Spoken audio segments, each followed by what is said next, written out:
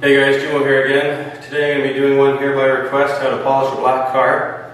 This one here, it's your typical daily driver. It's got minor scratches over the whole thing. There's a few deeper ones that are going to need a bit of wet sanding.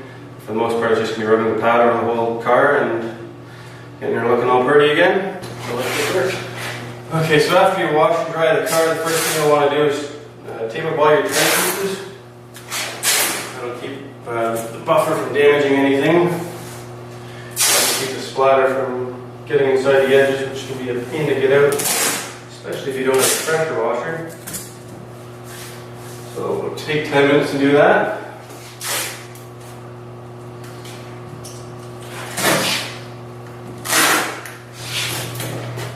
Okay, so we got it all masked up here. The next step, you should go over it and look for any marks that'll rub off, like this one right here. Some paint from something's rubbed up against it, and if you get a little bit of paint thinner on a rag, it should take it right off. So you can find out what you can remove with paint thinner, and paint thinner will not damage the paint, unlike some people might tell you. The newer cars with the clear coat they use, paint thinner will not affect it at all.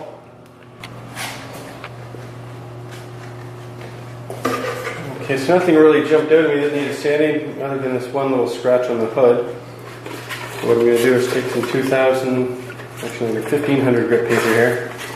You can use anything finer than 1200. The finer you use, the less work you're going to need polishing it to bring the shine back after we're done sanding. So we got 1500 here wet. Just going to go over it real lightly here. Shouldn't take very long.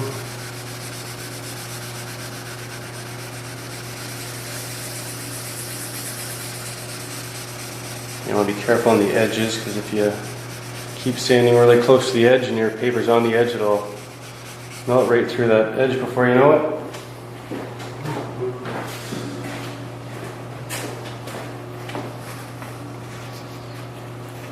I think that's good there.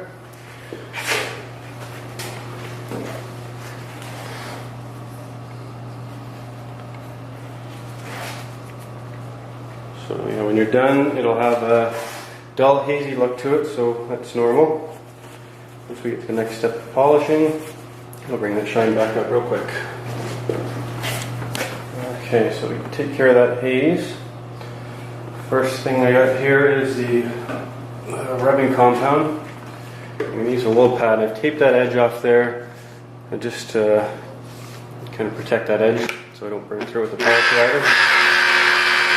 And try and set it around about somewhere between 1500 and 2000 RPM. There's the one thing I don't like about the wool is it makes a big mess. But it does seem to cut quite a bit quicker. This will be the only part I'm going to use the wool. The rest will be the foam composite pad.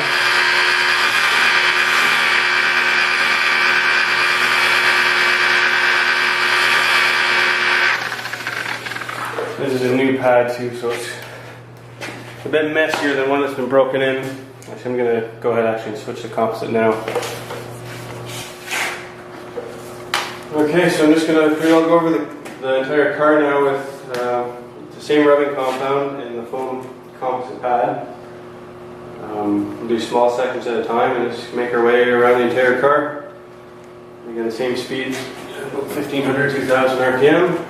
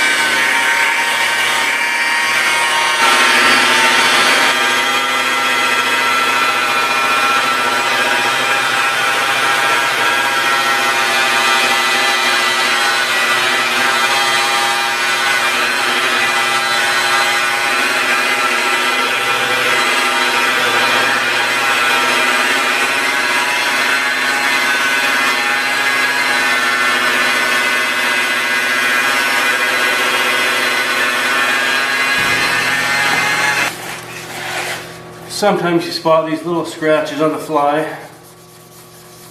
Need a bit more sanding.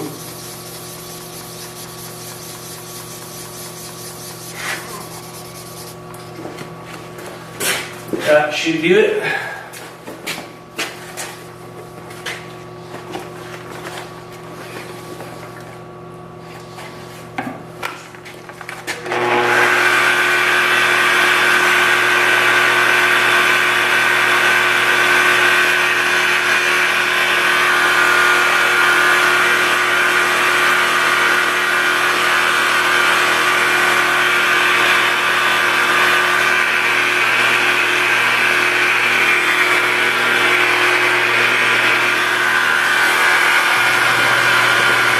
Okay, so I went over it now with the rubbing compound. Next thing you want to do is clean it all off. You don't want this compound to cross-contaminate with the next one. The way polishing works is you keep moving to a finer and finer compound, so if there's any of the coarse compound left on it, then you're going to be polishing with that grit. It's not going to do exactly what you want. So if you have any compound that's kind of stuck on there, you use a detailing spray. This one here is 3M Clean and Shine. And just spray that on there and it'll help remove it. So go over the whole car and get all the compound off.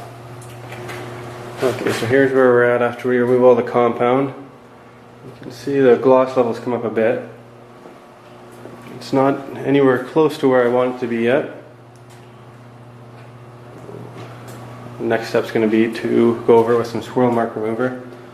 Now if you look at it right now, this is probably where about 90% of car dealerships and used car lots would end their polishing and probably throw a coat of wax on it, which would hide any minor scratches that you'll see outside. And if we were to leave it just like this, once you get in the sun, it would have those blinding swirl marks all over it, just be holograms all across the finish, and be annoying, it'd be an eyesore, and it'd be no good. So let's get on to the next step. Okay, so we're on to the next step here. Pretty well doing the same thing, except now we got the black pad, which is a softer pad, and finer compound, the swirl mark remover.